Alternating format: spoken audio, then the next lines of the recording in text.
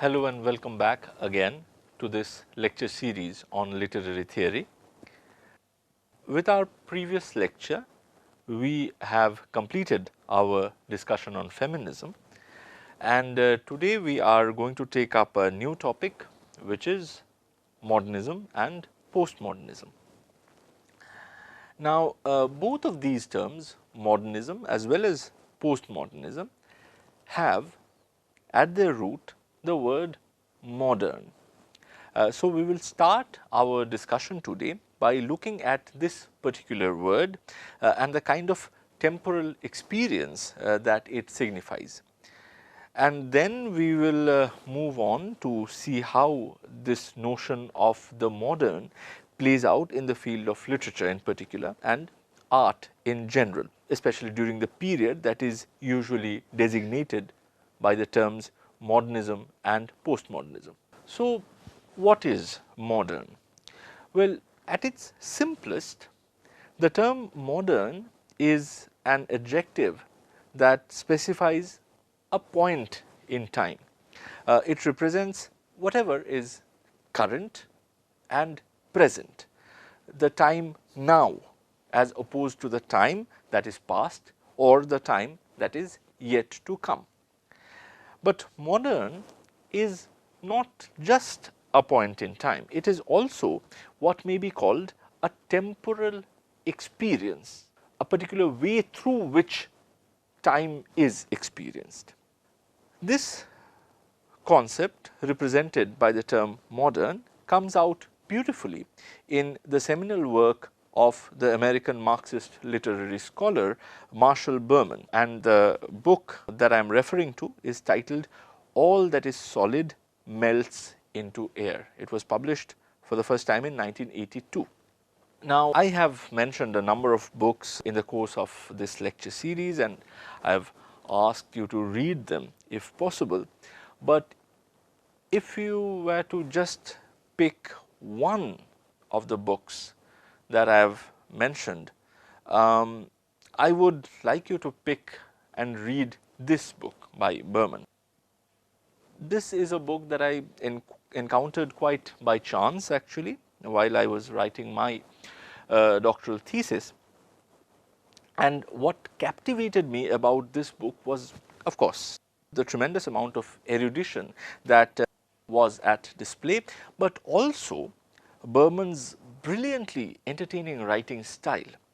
And it remains one of the very few books of literary criticism that I have encountered, which not only makes you think anew about literature, but also compels you to read the original literary pieces which it discusses. So, as far as I am concerned, this book by Berman, along with Raymond Williams' The Country and the City, sets the standard as to how literary criticism should be written. And I would definitely recommend you that you should go and read at least these two books. Anyway, let us now come back to Berman's comments about the modern being a particular kind of temporal experience, a particular way in which time is experienced. And he writes, I quote, "To be modern is to find ourselves in an environment that promises us adventure, power, joy, growth, transformation of ourselves and the world, and at the same time that threatens to destroy everything we have, everything we know, everything we are. Modern environments and experiences pours us all into a maelstrom of perpetual disintegration and renewal, of struggle and contradiction, of ambiguity and anguish. To be modern is to be part of a universe in which, as Marx said, quote, all that is solid melts into air." Now, one might argue that this particular experience of the modern as being caught up in a maelstrom of change that opens up future possibilities even while destroying the known world of the past is a universal and eternal phenomenon. And such kind of an experience where all that is solid seems to be melting in thin air is an experience that is known, that has been known to all the generations, because every generation looks at itself as modern, because it invariably feels itself to be caught up in such vortices of change where past traditions seem to be slipping away and the uncertain future opening up. But even if we agree to this idea that such kind of experiencing the modern is universal and eternal, we need to concede that there is a difference in degrees. For a 14th century peasant toiling his land in rural England, the sense of change and modernity would be far less excruciatingly evident than for an early 20th century urbanite residing in, say, London or in Paris. But why is that so? Well, this is primarily because the pace of change which affected human life was accelerated to an unprecedented rate, especially in the Western world, from, say, around the second half of the 19th century. This pace of change was such that the vanishing of the known past and familiar traditions became the hallmark experience of lived reality, and this was especially the case in the great urban centers of the Western world.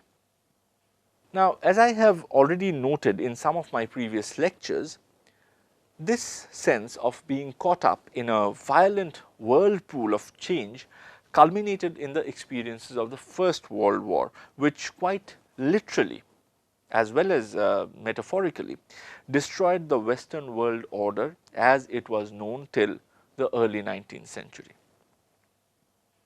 It is this period of accelerated change, when the sense of the modern and the new overwhelmed all other experiences of reality, that is depicted within the field of literature and art by the word modernism.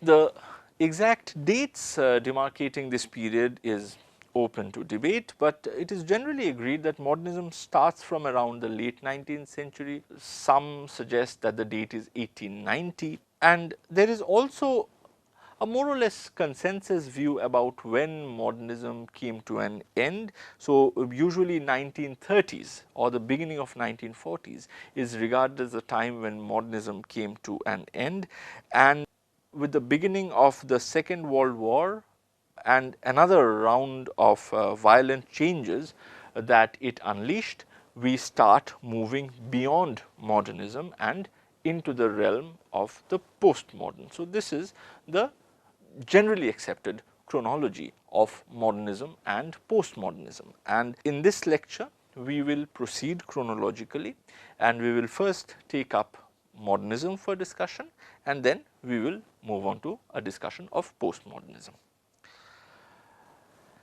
But before we delve into a discussion of modernism as it is understood specifically within the field of literary studies, let us dwell upon the historical context for a moment.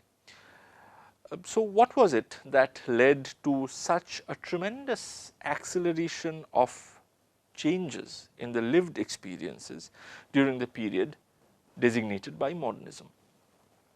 Well, the reasons were very many, but I will try to discuss some of the more important ones here. The first reason that I think was very important was the increase in human mobility. In the Western world, the amount of people moving from their places of origin to other far-flung places increased in the second half of the 19th century at a pace that was absolutely unprecedented. And this was primarily because of the major infrastructural projects that were undertaken during this time at a global scale. One such infrastructural project was the opening up of the Suez Canal in 1869, which directly connected the Mediterranean with the Indian Ocean via the Red Sea. Now, in practical terms, what this meant was that the distance between Europe and India was reduced by about 7,000 kilometers, because now the ships did not have to circle around Africa to reach India as they were doing earlier. So, that saved them a journey of roughly around 7,000 kilometers. And given that during the 19th century, South and Southeast Asia were important European colonies, this greatly boosted the traffic movement between the colonial metropolis and the colonial periphery.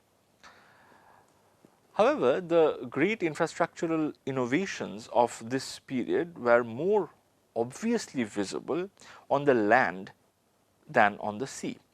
And this was because during this time, tons and tons of iron were being forged into railway tracks that crisscrossed the face of the earth. So, by 1904, for instance, it was possible to travel from the French capital of Paris to the city of Vladivostok, located at the extreme eastern fringe of Russia, entirely by train. And this overland route of almost 12,000 kilometers could be covered at the beginning of the 20th century. So, we are talking about a time that is more than 100 years back, and during that period it was possible because of the railway network, or it became possible because of the new railway networks, to cover these 12,000 kilometers in just a matter of 15 days. Such gigantic infrastructural projects, by making long distance journeys both easier and more affordable, made migration a central reality of life for people, at least in the West. But when we talk about migrations, it is important to note that during this time, migration was not just transcontinental. One of the major sources of migration was actually people moving in huge numbers to cities, which by the beginning of the 20th century had developed into major hubs of industrial production and labor employment. As Eric Hobsbawm has pointed out, in 1800 there were only 17 cities in Europe which boasted a population of over 100,000, and the total population of all of these big cities, if they were to be combined together, would be less than 5 million, and this is around 1800. By 1890s, so in a span of roughly 100 years, 90 years, there were 103 European cities with a population of more than 100,000, and the total population of all of these cities put together was more than 30 million, which was an increase, six-fold increase in the number. Indeed, there were 4 cities, London, Paris, Berlin and Vienna, which individually boasted a population of more than 1 million. And for the great majority of the inhabitants of these places, their experience of living in industrialized cities completely reframed their sense of human existence. This produced in them, in fact, unknown anxieties as well as previously unheard of possibilities, all of which were thickly layered with a deep sense of nostalgia for the past ways of life, which were now vanishing at a breathtaking speed. Since these experiences that the new urban dwellers were confronting in their industrialized cities were at the heart of modernism, it is not surprising that the chief centers of modernist literature and modernist art were big cities like London, for instance, Paris, Vienna, and as I just mentioned, that each of these cities at the beginning of the 20th century had a population of more than 1 million. Now the realms of anxiety and possibility were not only being opened up within Western industrialized cities, but they were also being opened up at the periphery of the European colonial world. Military technological advances, especially the invention of sophisticated machine guns by people like Hiram Maxim, had made the European army almost invincible against the forces of the rest of the world. And as a direct consequence of this, European colonialism had peaked between the late 19th and early 20th century, during which time an entire continent, Africa, was neatly parceled out between European states as their colonies. These colonies were not just sources of raw materials for the European industries, but they were also sites of unknown experiences. And these unknown experiences were sometimes pleasantly exotic, but more often they were deeply unsettling for the Europeans. And these unknown and unsettling experiences of the distant colonies formed the basis of many iconic modernist literature and art, like for instance the fiction of Joseph Conrad or the paintings of Paul Gauguin. But so far I have only talked about changes in the material environment that produced the peculiar and unprecedented lived experiences which were given aesthetic form by modernist authors and painters. It is, however, important to note here that there was another very significant source of influence which during the beginning of the 20th century deeply unsettled the domain of the known and the familiar for a number of educated Europeans. And here I am talking about Sigmund Freud and quote unquote his discovery of the unconscious. This realm of the human psyche was as unknown to the West as the physical spaces represented by the industrialized cities or the colonized periphery. And an engagement with this psychical unknown also greatly influenced modernism, ranging from the surrealist paintings of Max Ernst to the automatic writings of André Breton. Now, as stated earlier, the effect of all of these engagements with the unknown and the unfamiliar got compounded by the experience of the First World War. And one of the most iconic images of the Western man caught up within this whirlpool of change, this whirlpool of unfamiliarity, uncertainty, is found in the writings of Walter Benjamin. Now, in one of my previous lectures, I have already mentioned Benjamin's essay, The Storyteller, but today I have a different piece in mind. The essay that I have in mind by Walter Benjamin is titled Thesis on the Philosophy of History.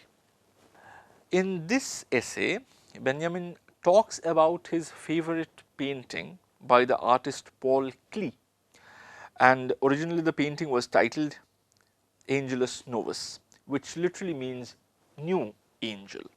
Now, as you can see on the slide, the painting depicts an almost cartoonish figure hovering in mid-air with wing-like arms and fluttering hair resembling scrolls of paper. Benjamin, who bought this painting for himself in 1921, writes about this figure as the angel of history, and he describes the condition of this figure in the following lines, and I quote, "His face is turned towards the past.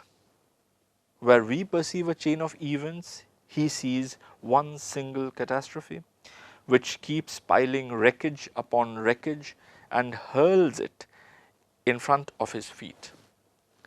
The angel would like to stay, awaken the dead, and make whole what has been smashed. But a storm is blowing from paradise. It has got caught in his wings with such violence that the angel can no longer close them. The storm irresistibly propels him into the future to which his back is turned, while the pile of debris before him grows skyward. The storm is what we call progress. The figure of modernism is much akin to this figure of the angel of history, because both find themselves looking at heaps of fragments even as the known world of the past explode and gets reduced to a pile of wreckage. This experience of reality as fragmented would thus emerge as one of the central motifs of modernist aesthetics. This is perhaps most strikingly evident at the visual level in the Cubist paintings of artists like Pablo Picasso, for instance. Take, for example, this 1910 painting titled Girl with a Mandolin. The figure of the girl is entirely made up of fragments, as if the artist or the spectator is trying to look at her from several perspectives simultaneously and then trying to pile together the different images of the girl into a single representation. And as we can see here, the notion of a reality that is familiar, that is uniform, that is smoothly coherent is clearly missing from this painting here. Now, such artistic attempts to engage with fragments was not just limited to painting, but it could also be noted during the modernist period in the field of music, and most prominently in the form of the atonal music of Arnold Schoenberg. But since we are focused on literature, let us discuss some pieces of literary modernism which engages with the experience of a fragmented reality. Among the most famous of such literary pieces, we can count W.B. Yeats's 1919 poem titled The Second Coming, which announces at the end of the First World War the destruction and fragmentation of the coherent and the familiar world of the past through these memorable lines. Things fall apart, the center cannot hold, mere anarchy is loosed upon the world. T.S. Eliot, to whom we have referred to in our previous lecture on new criticism, is even more direct in his pronouncement when he presents our perception of reality as, quote, a heap of broken images in his poem The Wasteland. A more interesting but perhaps less direct way in which modernist writers engaged with the notion of a fragmented reality and the loss of the past and of tradition as a comprehensive whole is evident in James Joyce's novel Ulysses.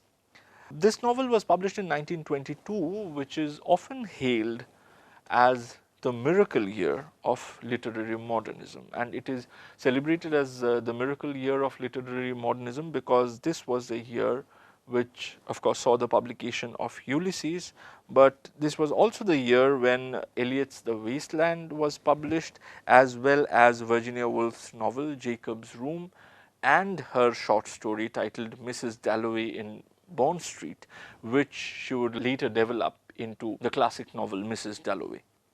Anyway, the reason I referred to Ulysses was because I wanted to draw your attention to the ways in which it engages with fragmentation.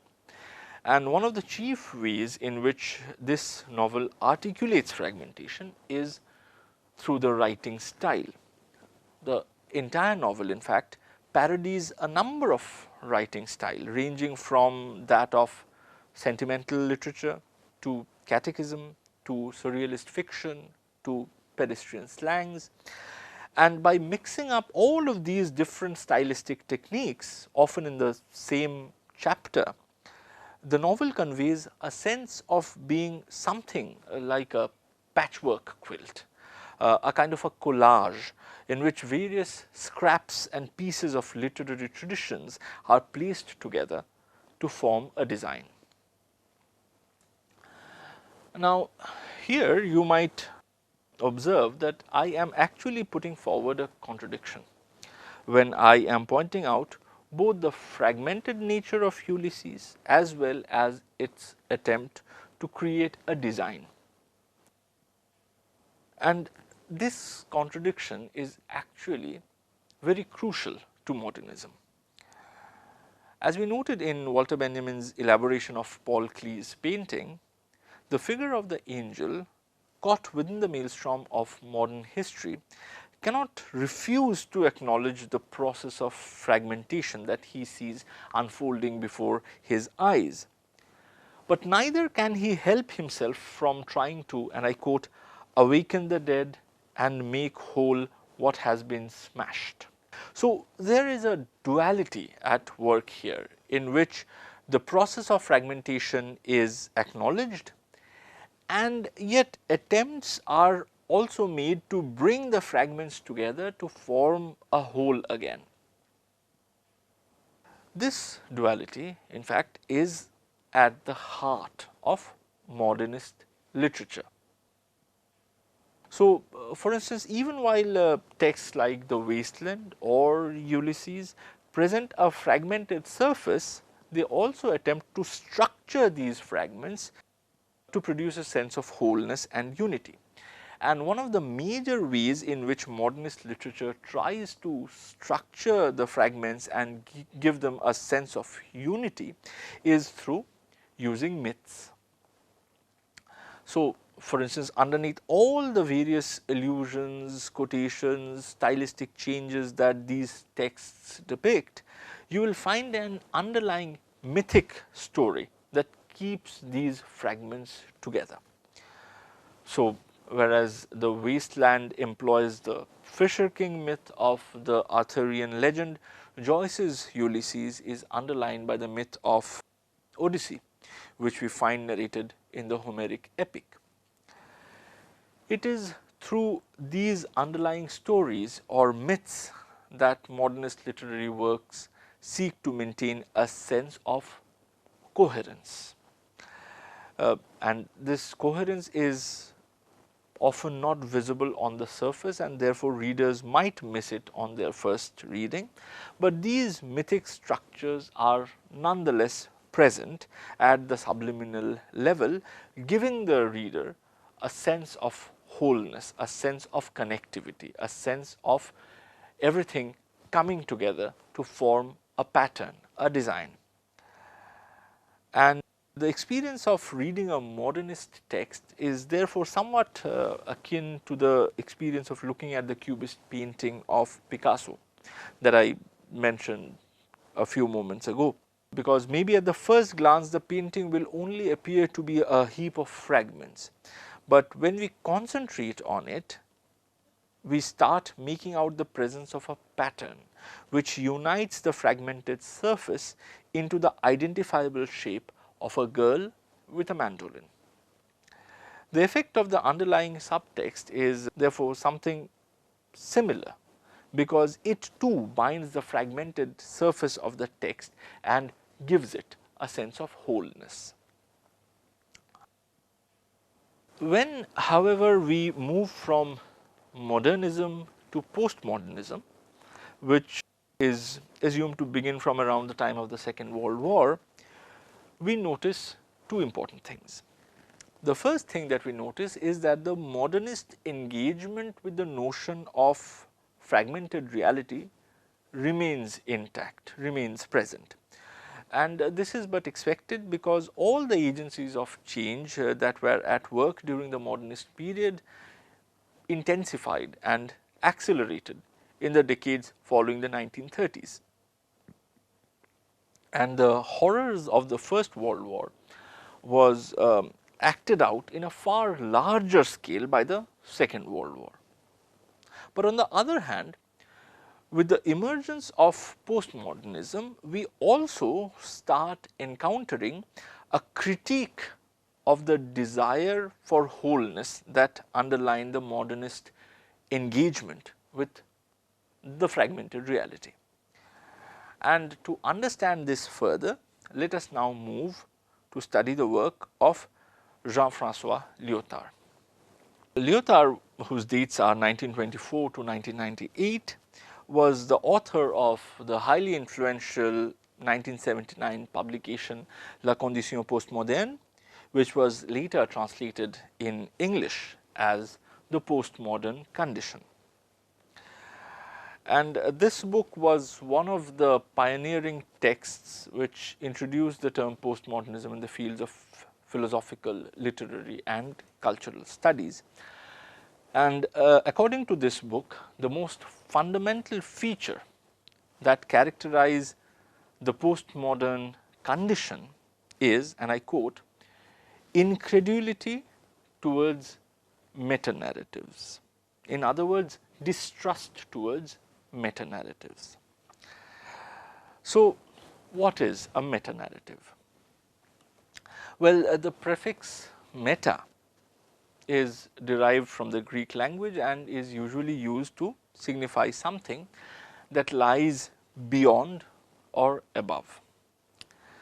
Now, according to the Oxford English Dictionary, the prefix meta is attached to, and I quote from the dictionary, the name of a subject or discipline to denote another subject or discipline which deals with ulterior issues in the same field or which raises questions about the nature of the original discipline and its methods, procedures and assumptions.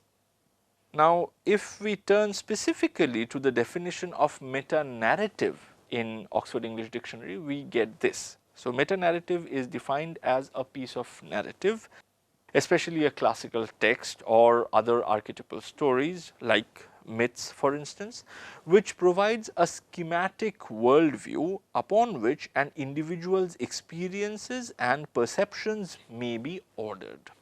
Now, as we have just seen, modernism was heavily invested in the concept of meta-narratives.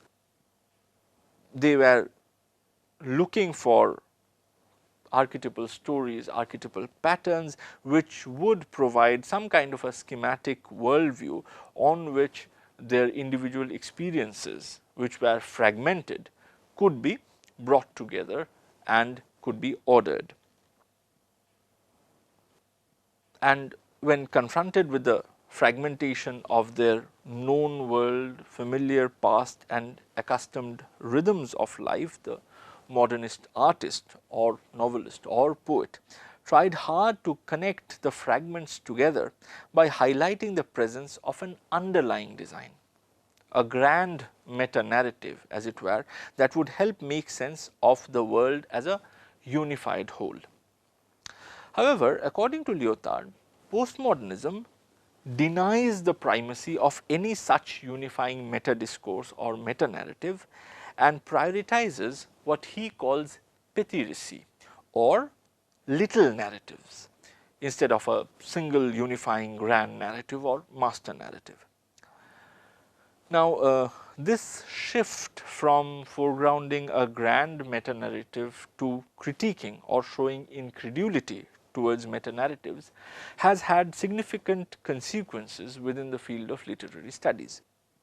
But before we come to that, let us try and understand why Lyotard talks about the priority of little narratives over one grand narrative. And to do that, we will have to turn to one of the greatest philosophers of the 20th century, Ludwig Wittgenstein, because it is his idea of language games that influenced Lyotard's theorization of the postmodern incredulity towards meta-narratives. So, to try and understand Wittgenstein's concept of language games, let us take the help of an example. Let us say that I utter the following statements: the ear is burning, the nose is burning, the tongue is burning, the body is burning. Now, these are statements with which the religious preacher Gautam Buddha began the different sections of his famous fire sermon while addressing a gathering of 1,000 monks or bhikkhus. Now, in this context, the notion of burning is to be understood as the discomfiture and restlessness caused by desire, which adheres to our senses and to our body as a whole, thereby causing us misery or dukkha. The way to achieve liberation from misery or dukkha is to eliminate craving or desire, and this will lead to what Buddha calls nirvana, which literally means the extinguishing of the fire. Now, let us suppose that I utter these same set of statements about burning while sitting in front of a doctor in his chamber in a hospital. In that context, my statements would be understood quite differently from how Buddha's disciples understood his fire sermon.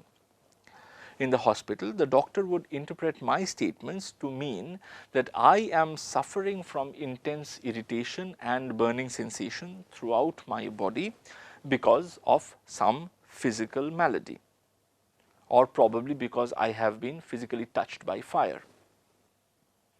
Now, why is the understanding of the statements and especially the word burning different in these two different scenarios? According to Wittgenstein, they are differently interpreted because the two different scenarios set up two different kinds of language games. According to Wittgenstein, our language uses are intimately connected to our concrete social activities. What we speak is an integral component of how we engage with the world through action. Different spheres of activities therefore produce different kinds of language uses, which are underlined by their own distinct rules of meaning making. For instance, the bhikkhus listening to the fire sermon of Gautam Buddha, who was delivering it, was using language as a complement to their religious or spiritual activities. Therefore, the understanding of the language comes from within that context of religious action. This makes it a distinct language game in itself, and here Wittgenstein uses the word game because just like any other game, for instance cricket or football or chess, in this language game too, the meaning making is guided by its own unique set of rules, its own unique set of principles. On the other hand, when I utter the sentences in front of a doctor, the doctor and I are caught up in another unique language game which is distinct from the previous one. In this later language game, the understanding of the words is based on the medical action which provides the context.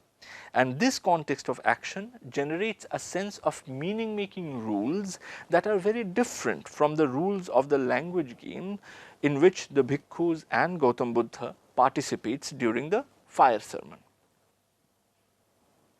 And what we need to keep in mind here is that you cannot use the underlying rules of a language game, of a specific language game rooted in a specific context of action, to interpret another language game that is rooted in another specific context of action. Not only that, we cannot even legitimately critique the meaning making process of a language game from the vantage point of another language game. And this is similar to the fact that we cannot critique the way a game like football, for instance, is played or how it makes sense from the vantage point of, let's say, chess playing or cricket playing, because that would not only be an absurd exercise, but it would be an illegitimate exercise. Now, in Lyotard's scheme of things, the petits récits or the little narratives are distinct language games rooted in different contexts. Therefore, any attempt to understand them through the lens of one single grand narrative in the name of unity is to be considered an illegitimate action.